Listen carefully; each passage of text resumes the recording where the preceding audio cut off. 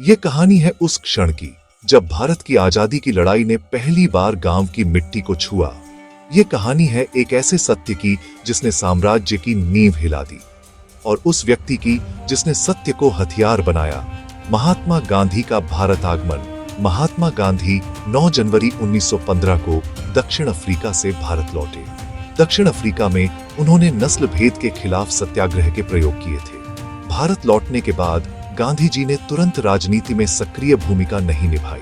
वे भारत को पहले समझना चाहते थे। महात्मा गांधी ने 1915 में बंबई में आयोजित भारतीय राष्ट्रीय कांग्रेस के अधिवेशन में भाग लिया। हालांकि इस अधिवेशन में उन्होंने कोई बड़ा भाषण नहीं दिया। वे केवल एक श्रोता और निरीक्षक के रूप में उपस्थित रहे। गोपाल कृष्ण गोखले जी ने गांधी को सलाह दी, पहले भारत को समझो, जनता की पीड़ा को देखो, फिर राजनीति में उतरो। इसी सलाह के अनुसार गांधी जी ने पूरे भारत का भ्रमण किया।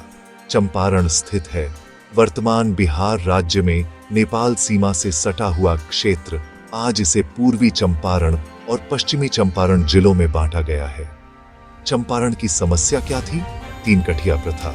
ब्रिटिश शासन में चंपारण के किसान नील की खेती करने को मजबूर थे। इसे कहा जाता था 3 कठिया प्रथा।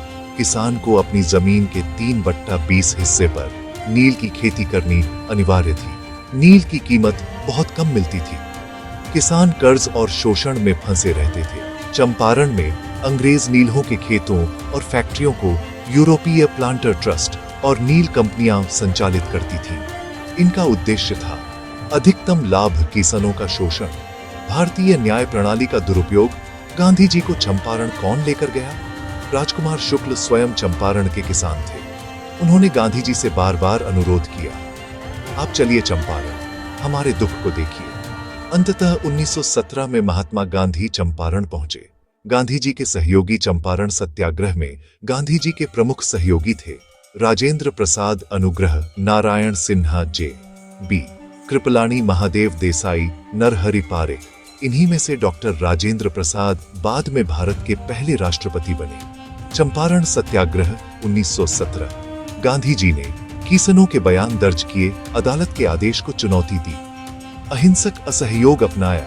जब उन्हें चंपारण छोड़ने का आदेश दिया गया तो गांधी जी ने कहा, मैं अन्याय के विरुद्ध खड़ा हूं, चाहे सजा मिले या जेल। सत्याग्रह की सफलता ब्रिटिश सरकार को जांच समिति बनानी पड़ी, 3 कठिया प्रथा समाप्त करनी पड़ी, किसानों को राहत मिली। यह था भारत का पहला सफल सत्याग्रह। चंपारण केवल एक आंदोलन नहीं था, यह भारत की आत्मा की पहली पुकार थी। यहीं से शुरू हुआ सत्य का वह सफर जो अंततः आजादी तक पहुंचा।